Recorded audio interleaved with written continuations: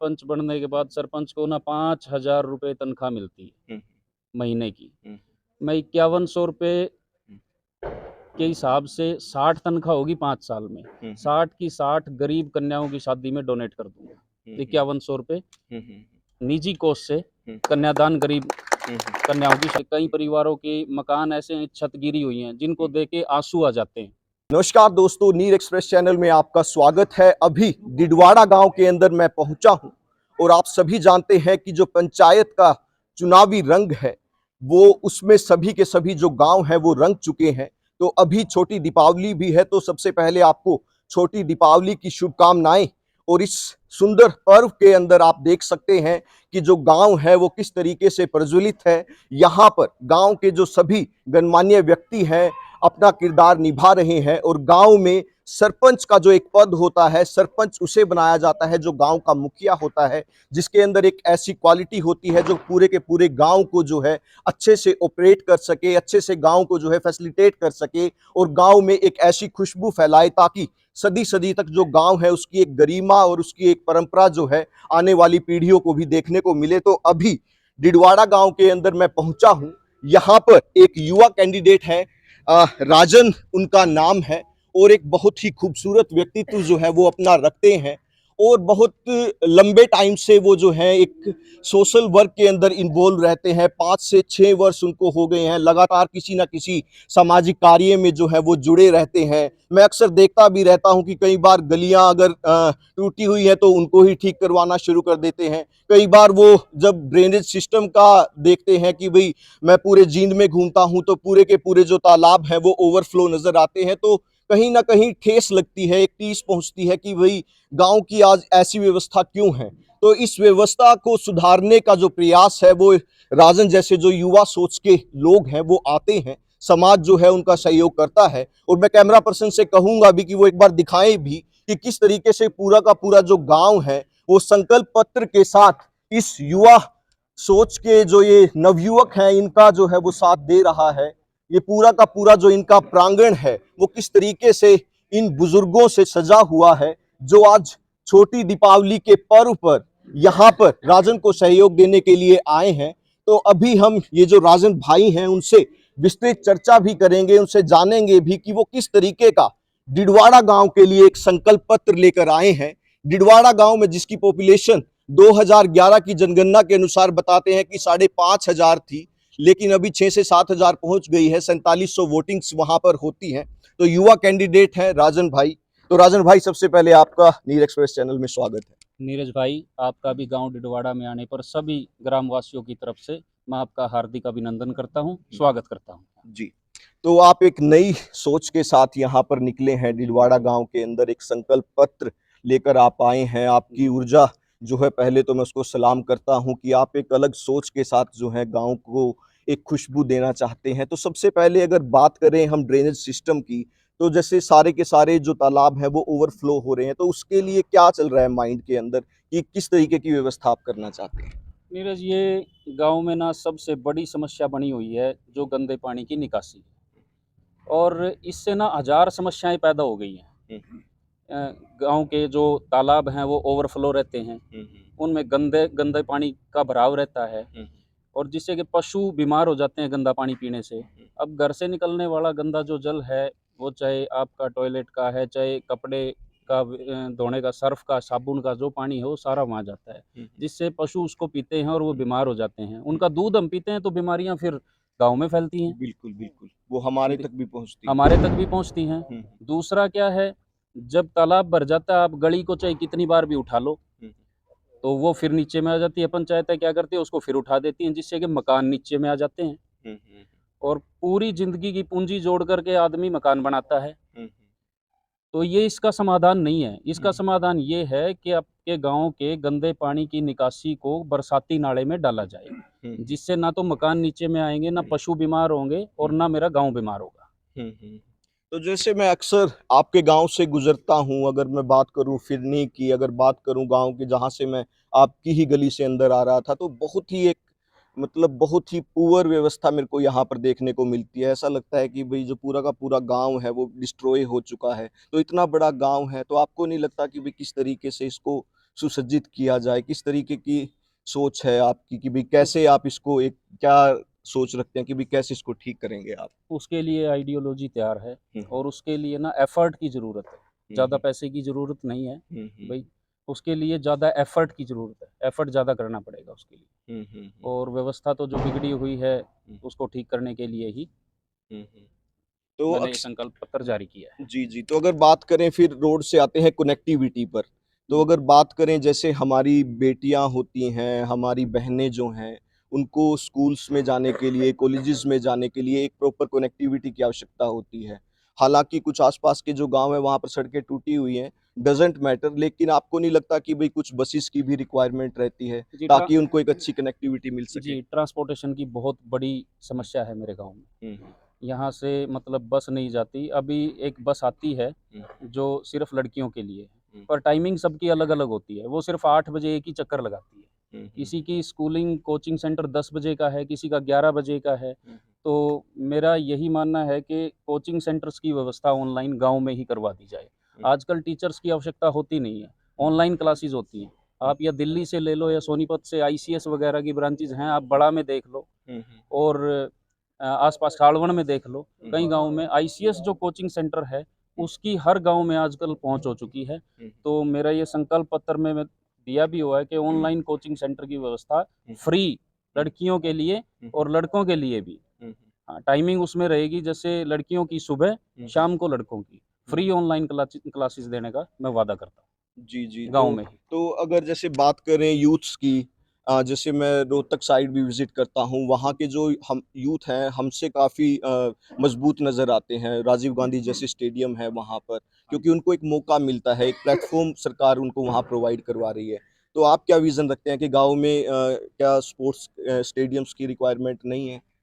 मेरे गाँव में काफ़ी लंबे समय से जो खेल स्टेडियम है वो पेंडिंग है। हुँ, वो मैंने संकल्प पत्र में डाल दिया है हुँ, कि गाँव में खेल स्टेडियम का निर्माण करवाया जाएगा, हुँ, आधुनिक व्यायामशाला बनवाई जाएगी हुँ, और खेलों को प्रशिक्षित कोच की हुँ, व्यवस्था करेंगे खेलों के लिए। हुँ, हुँ, हर खेल का प्रशिक्षित कोच होगा हुँ, आपके स्टेडियम में जिससे युवा आगे आएँ हुँ, हुँ। और वो खेलों में मेडल लेके आएँ। जी, तो जैसे अगर बात करें किसान की, जो गाँव है वो किसान से बनता है, तो किसानों के लिए क्या सोच रखते हैं जो हमारे बुज़ुर्ग हैं, उनके लिए क्या मन में आपकी सोच है कि भई आप उनके लिए क्या करना चाहते जैसे किसानों के लिए सबसे पहले तो गाँव में सोसाइटी बैंक होना चाहिए, हैं? हुँ, जो हमारे गाँव में था अभी नहीं है। हुँ, हम उसको पुनः स्थापित करने की कोशिश करेंगे। हुँ, गाँव में सोसाइटी बैंक की स्थापना होगी। हुँ, दूसरा, इसमें कोई भी बैंक की शाखा, अब हुँ, किसान की सारी पेमेंट आती है बैंकों में, चेक के थ्रू आती है, अब आढ़ती कैश देता नहीं है। हुँ, हर एक पैसा पैसा पाई-पाई सब हुँ, बैंक में आती है। हुँ, तो बैंक शाखा की भी बहुत ज़्यादा ज़रूरत है गाँव में। हुँ, अभी लेबर नहीं मिलती, हुँ, हुँ, तो सब कंबाइन से ही हार्वेस्टिंग होती है। हुँ, हुँ, तो उसके लिए क्या है, कंबाइन हार्वेस्टिंग के बाद उसका प्रबंधन करने के लिए बेलर की आवश्यकता रहती है, हुँ, जो कि ज़्यादा मोटी पूँजी का भी नहीं होता है। हुँ, तो किसानों के लिए फ्री बेलर की व्यवस्था हुँ, पंचायत बनने के बाद करवाई जाएगी, ताकि उनके पराली का प्रबंधन हो सके और पर्यावरण को बचाया जा सके। जी, जी, जी, जी। तो और कोई आइडिया जो आपके दिमाग में चल रहा है, जो आप दिवाली भी है तो गाँव को गिफ्ट करना चाहते हैं, आपकी अंतरात्मा में कोई ऐसी चीज़ जो गाँव को आप भेंट करना चाहते हैं, अगर आपको सरपंच का पद मिलता है? सरपंच पद मिलता है तो जैसे अपने गाँव में काफ़ी पुराने समय से अनाज मंडी है, हुँ, जो कच्ची है अभी, हुँ, तो उसका विस्तार करने का प्रयास किया जाएगा। हुँ, हुँ, हुँ, उसको पक्का करवाया जाएगा जहाँ तक हम कोशिश करेंगे। हुँ, और जैसा कि अब बीपीएल परिवार हैं, हुँ, आप जाके देखना गाँव में कई परिवारों के मकान ऐसे हैं, छत गिरी हुई हैं, जिनको हुँ, देख के आँसू आ जाते हैं। हुँ, गरीब परिवारों के, बीपीएल परिवारों के कई घर ऐसे हैं जिनको देख कर के आँसू आ जाते हैं। हुँ, हुँ, तो उनको प्रधानमंत्री हुँ। आवास योजना के तहत मकान दिलवाने का काम किया जाएगा पंचायत बनने के बाद। जी, जी, जी। ठीक है? तो जैसे कुछ गरीब लड़कियाँ भी होती हैं, उनको उनको आप पंचायत फंड से फैसिलिटेट करने की सोचते हैं या क्या आइडिया है उनके लिए आपके दिमाग में? देखो नीरज भाई, मैं ये कहना चाहता हूँ कि सरपंच बनने के बाद सरपंच को ना 5,000 रुपए तनख्वाह मिलती है, हुँ, महीने की। हुँ, मैं 5100 रुपए हुँ, के हिसाब से 60 तनख्वाह होगी 5 साल में। हुँ, 60 की 60 गरीब कन्याओं की शादी में डोनेट कर दूँगा। हुँ, हुँ, 5100 रुपए हुँ, हुँ, निजी कोष से हुँ, कन्यादान गरीब हुँ, हुँ। कन्याओं की शादी में। जी, जी, जी, जी। तो अभी दोस्तों आप देख सकते हैं कि एक युवा सोच के जो संकल्प पत्र जो है उसको देखकर एक उत्साह पैदा होता है कि अगर इस तरीके के कैंडिडेट्स जो हैं गांव के अंदर निकल कर आते हैं, इस तरीके की अगर वो सोच रखते हैं तो गांव की जो शोभा है वो बढ़ जाती है। तो यहाँ पर हमारे साथ चेयरमैन साहब भी हैं, वो भी उनसे भी थोड़ी बातचीत कर लेते हैं। सर, तो अभी चुनावी रंग जो है वो यहाँ पर फैला हुआ है आपके गांव के अंदर, तो गांव के लोगों के लिए क्या संदेश है आप?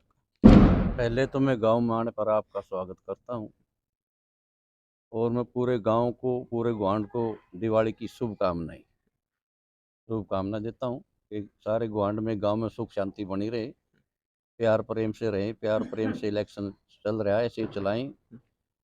सरपंची में बेटा आया, मैं तो इसको यही कहूँगा भी गांव का विकास कराना है, जो व्यवस्था करानी है, किसी वजह से पीछे नहीं हो पाई। सरपंच सभी काम करना चाहते हैं, कोई नहीं चाहता कि तेरे टाइम में काम ना हो, लेकिन किसी वजह से रह गया। जो फिरनी का गांव है, गलियों का गांव है, सफाई की व्यवस्था है गांव का, ये काम गांव में अच्छी तरीके से कराएंगे। वाटर सप्लाई की जो है, अभी वाटर सप्लाई बहुत दिन पुरानी सी हमारे गांव में, बहुत काफ़ी वो लाइन सारी क्रैक है, पानी की लीकेज है, गंदा पानी नालियों में आता है, वही पीने में आता हर गांव में, हर घर में। उसके लिए दोबारा से पाइप बिछवाना पूरे गांव में, जिससे बीमारी ना फैले। स्वस्थ पानी, अगर साफ पानी पीने को मिलेगा तो आदमी स्वस्थ रहेंगे।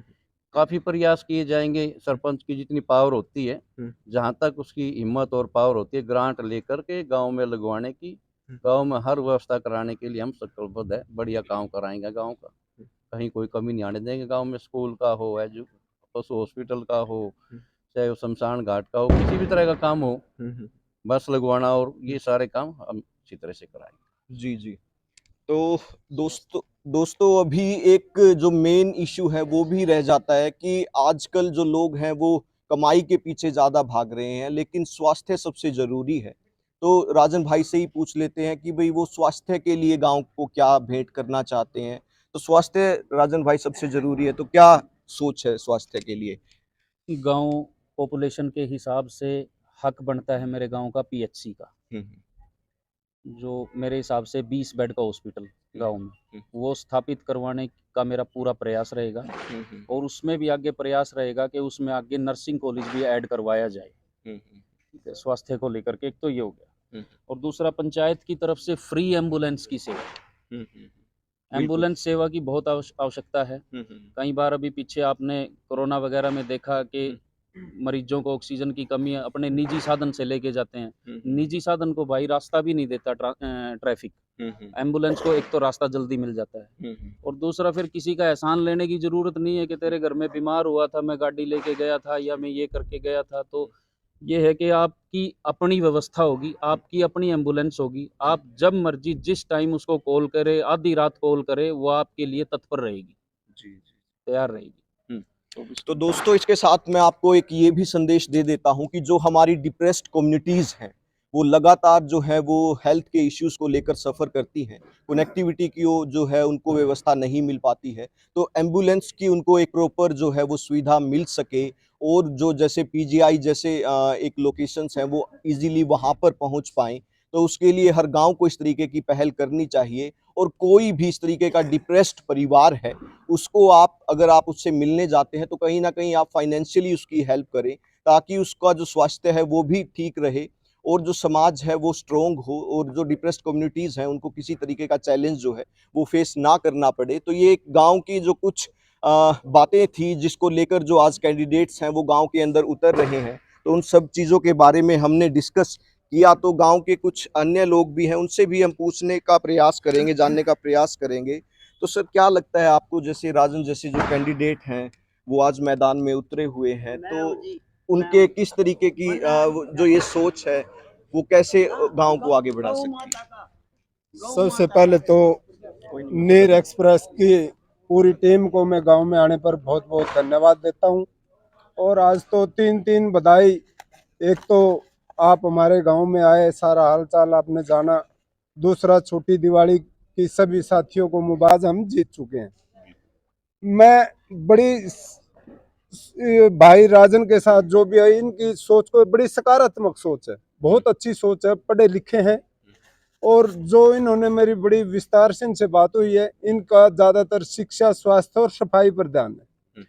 अगर सफाई होगी तो ऑटोमेटिकली आप देखोगे कि बहुत सी बीमारियों का तो ऐसे ही अंत हो जाएगा। शिक्षा की तरफ ध्यान है, बच्चों के शिक्षित होंगे तो बहुत सारे वो हैं, और जैसा कि राजन भाई ने बताया, बहुत सारे काम तो ऐसे हैं, गांव वालों के सहयोग के एफर्ट्स की जरूरत है। हमने सिर्फ जागरूकता लानी है, सरकार से, प्रशासन से डिमांड करनी है, और बड़ी सकारात्मक सोच से बड़ा ऊर्जावान लड़का है, नई सोच के साथ आया है, और इसको हम बधाई देते हैं इस सोच को, और इसको समर्थन भी करते हैं और धन्यवाद भी देते हैं।